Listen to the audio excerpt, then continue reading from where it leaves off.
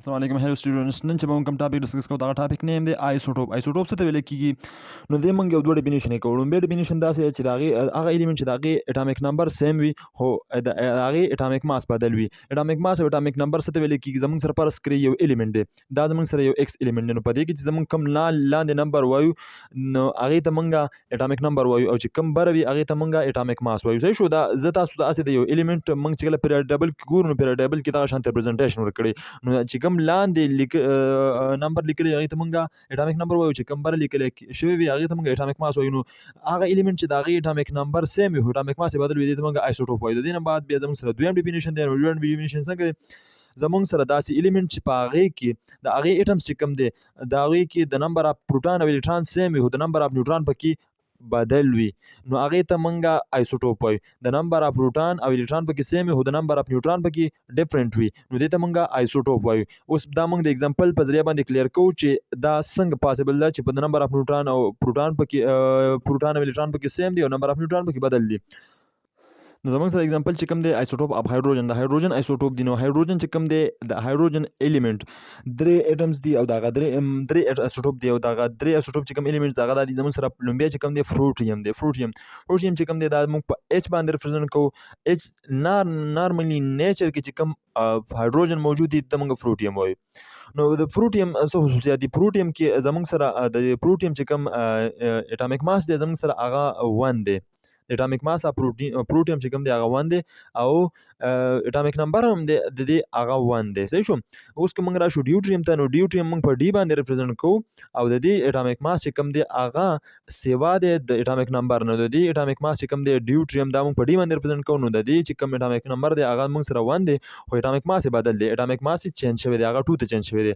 او کومنګ دا ټرایټیم وګورو ټرایټیم چې کوم دی عام په ټی باندې ریپرزینټ کوو او د ټرایټیم چې کوم اټامیک ماس دی او اټامیک نمبر دی دا د دې درې وانو نه مختلف دی هغه څنګه د دې اټامیک نمبر چې کوم دی اټامیک نمبر خو د درې وانو سیم دی صحیح شو اټامیک نمبر چې کوم دی د درې وانو 1 دی خو اټامیک ماس چې کوم دی هغه د 3 دی نو دا ولی نو دا ځکه کومنګ دا بل د دې کې موږ د دې پرسنټیج خبره هم کوو چې دا په نیچر کې څومره ایگزیست کوي نو دا هایدروجن چې کوم دی هایدروجن زموږ سره په نیچر کې 99.9 85% چې کوم دی دا په نیچر کې ایگزیست کوي مطلب دا دی چې په انوایرنمنت کې موجود دی په دومره مقدار کې دا زموږ سره موجود دی او کومنګ د دې نه بعد وګورو د دې پرسنټیج په ډیوټریم چې کوم دی دا په نیچر کې څومره موجود دی نو دا چې کوم دی دا ډیر کم موجود دی په مقابله د پروټیم نو ډیوټریم چې کوم دی راوند اباوت چې کوم دی 0.015% 15% دا زموږ سره په نیچر کې موجود دی صحیح شو د دې نه بعد بیا موږ ټرایټیم وګورو نو ټرایټیم زموږ سره هغه داسې مقدار کې موجود دی چې د دې ته موږ به داسې ووایو چې دا زموږ سره نیګلیجبل دی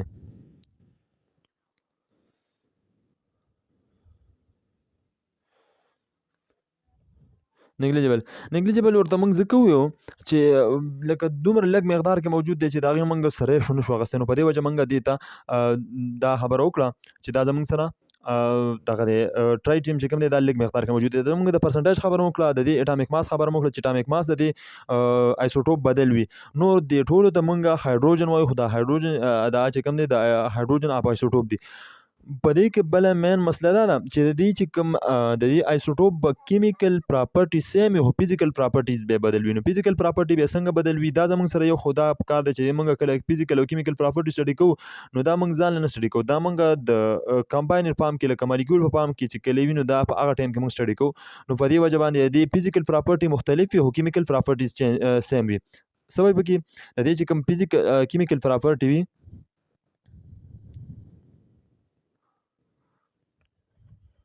هغه به زموږ سره سیم وي خو که موږ فزیکل پراپرټي وګورو نو فزیکل پراپرټي به زموږ سره ډیفرنٹ وي صحیح شو اوس زه سټرکچر د دې ډرا کوم د فروټیم ډیوټریم او ټرایټیم چې موږ دا وپېژنو چې په دې کې د نمبر اف نیوټران څنګه سیوا کیږي او د نمبر اف پروټون او الکترون پکې څنګه کانسټنټ وي صحیح شو مونږ دې سټرکچر ته وګورو نو دا لومبه موږ اگزامپل اغسته دی چې کوم ایسوټوپ د لومبه ایسوټوپ د هایدروجن چې کوم دی فروټیم دی. نو فروټیم کې زمونږ سره یو الکترون دی یو پروټون دی. نو پروټون چې کوم دی دا په پی باندې ریپرزنټ کوم دا په نیوکلیس کې زمونږ سره موجود دی. او الکترون چې کوم دی دا په ای باندې ریپرزنټ کوم دا زمونږ سره په الکترون کې په اربیټال کې موجود دی. نو دې کې زمونږ سره یو الکترون دی یو پروټون دی. نو په دې وجه باندې الکترون چې کوم دی اربیټال کې موجود وي او پروټون چې کوم دی زمونږ سره نیوکلیس کې موجود دی. نو دې کې زمونږ سره یو پروټون دی او یو الکترون دی. نو په دې وجه باندې دا دی چې کوم اټامیک ماس او اټامیک نمبر دی هغه سیم دی. کوس موږ دې ته راشو نو په دې کې زمونږ سره یو نیوټرون دی او یو پروټون دی او یو پکې الکترون دی. نو پروټون او الکترون نمبر خو دغه په شان سیم ټو سیم دی، خو د نمبر اف نیوټرون چې کوم دی دا پکې سیوا شوی دی. نو په دې وجه باندې د نمبر اف نیوټرونز and number of protons دا زموږ سره برابر دی ماس نمبر یا اټامیک ماس. دا موږ باندې مخکې لیکچر ورکړی دی، تاسو هغه کتلی شئ. اټامیک ماس چې کوم دی هغه زموږ سره برابر دی د نمبر اف نیوټرون پلس نمبر اف پروټون. صحیح شو؟ نو دا چې کله جمع کی نو دې نه زموږ سره اټامیک ماس راځي. کوس موږ ټرایټریم ته راشو. نو ټرایټریم زموږ سره د دې نه مختلف دی. په هغې کې په نیوکلیس کې 2 نیوټرون موجود دي او یو پکې پروټون موجود دی او یو پکې الکترون موجود دی. نو په دې وجه باندې د ټرایټریم ماس سیوا دی، اټامیک ماس سیوا دی د ډیوټریم نه، او د ډیوټریم چې کوم اټامیک ماس دی هغه سیوا دی د فروټیم نه. او په نیچر کې کم یو ذات موجود دی هغه زموږ سره فروټیم ذات موجود دی او کم یو ډیر نیګلیجبل دی هغه زموږ سره ټرایټریم موجود دی. اوس منګه په دې باندې د چې کوم د دې منګه د مخکې خبر وکړه چې د کوم کیمیکل پراپرټي هغه چینج کی سیم وي، خو فزیکل پراپرټي چې کوم دی هغه ډیفرنٹ وي. هغه څنګه ډیفرنٹ وي؟ نو فزیکل پراپرټي کې زموږ سره راځي هغه کې زموږ سره میلټینګ پوینټ راځي، بویلینګ پوینټ راځي او میلټینګ پوینټ راځي، بویلینګ پوینټ راځي، مولر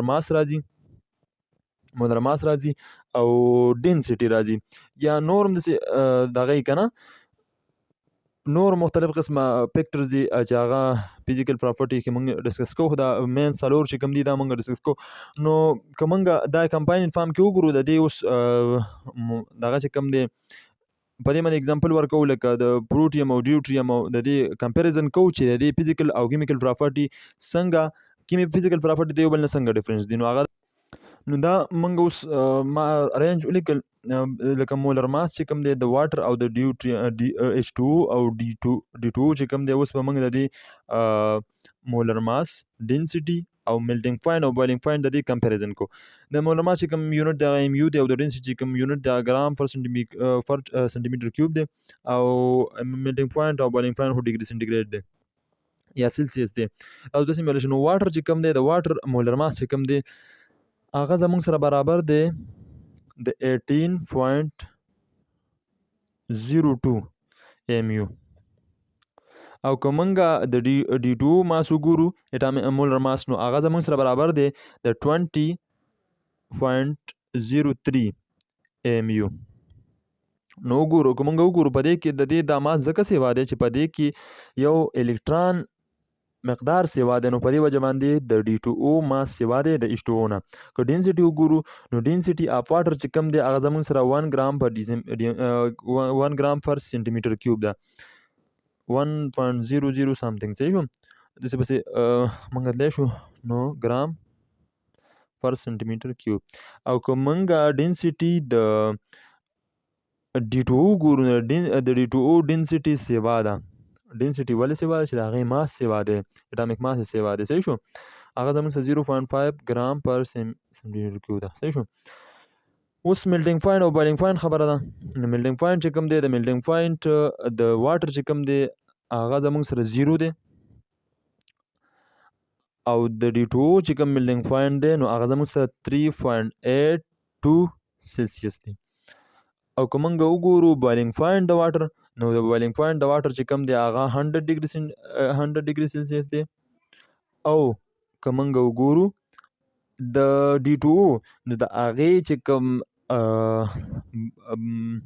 بویلینګ پوینټ دی بویلینګ پوینټ زموږ سره 161.42 101.42 دا زموږ سره ډیګري سیلسیس چې کوم دی دا زموږ سره بویلینګ پوینټ دی. نو په دې کې موږ ته ښه ښکاره پته لګي چې د چې کوم D2O دی د هغې ډینسټي چې کوم فزیکل پراپرټي دی هغه بالکل مختلف دي. د H2O نه او H2O کې زموږ سره فروټیم دی او په D2O کې زموږ سره ډیوټریم دی. نو په دې وجه باندې د دې فزیکل پراپرټي مختلف یو کیمیکل پراپرټي به د دې سیم وي. نو دا زموږ سره یو اگزامپل شو. د دې نه بعد بیا زموږ سره نور اگزامپل هم راځي لکه کاربن شو، کلورین شو. د کاربن آیسوټوپ دی، د کلورین آیسوټوپ دی او د یورینیم دی. مختلف قسمه کوبالت، مختلف قسمه میټلز دي، نان میټلز دي، ډېر الیمنټس دي چې د هغې آیسوټوپ موجود دي.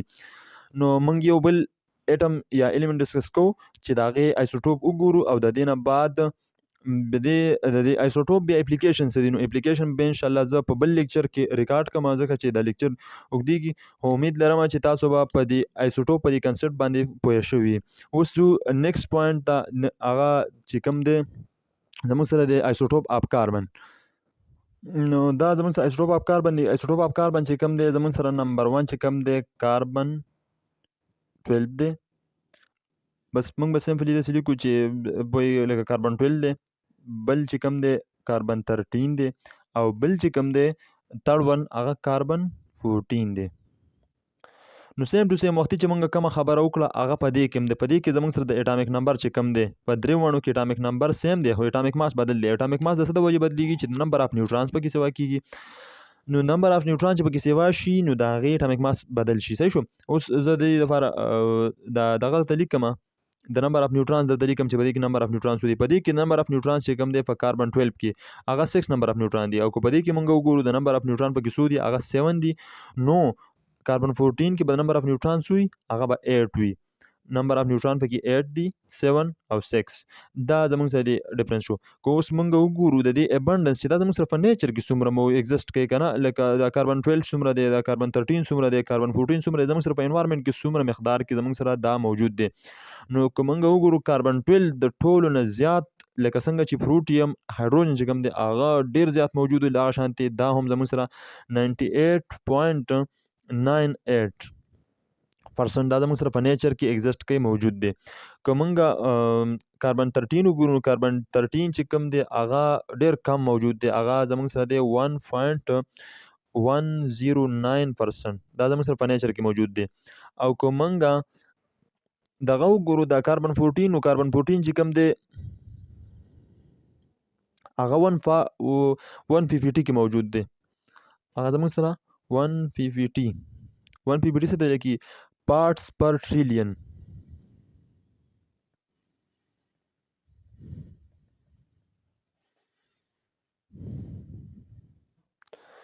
په ټریلیونز کې یو ذره چې کم دی یو ذره چې کم دی دا زموږ سره موجود دی. یو پارټ چې کم دی په یو ټریلیون کې چې موجود دی نو زموږ سره دا ډیر کم مقدار لکه دا زموږ سره د ټرایټیم په شانتي دا ډیر زموږ سره ډیر کم مقدار کې موجود دی. او کو تاسو وایي چې د سټرکچر به څنګه نو سټرکچر چې راکو هغه سیم ټو سیم د هایدروجن په شان سټرکچر. نو دا زموږ سره سټرکچر دی. ګوره د کاربن 12 چې کوم دی پای کې 6 پروټون دي او غیر چاپیره ګوره 1 2 3 4 5 6 پکې الکترون دي او 6 پکې نیوټرون هم دي. دا سره چې کوم دی موږ د سره ریپرزینټ کوي دا زموږ سره نیوټرون ریپرزینټ کوي او دا شنه چې کوم دی دا زموږ سره پروټون ریپرزینټ کوي او دا غیر چاپیره په اربیټال کې چې کوم دی دا الکترون ریپرزینټ کوي. نو په ټولو کې به 6 پروټون موجود وي او 6 الکترون موجود وي. او د نمبر اف پروټون چې نیوټرون چې کوم دی سوا کیږي 1 2 3 4 5 6 1 2 3 4 5 6 8. نو د نمبر اف نیوټران چې کوم دی رو تر اوسه باقیږي. نو په دې وجه باندې کاربن 14 چې کوم دی دا زموږ سره کاربن 14 شو، دا زموږ سره کاربن 13 شو او دا زموږ سره کاربن 12 شو.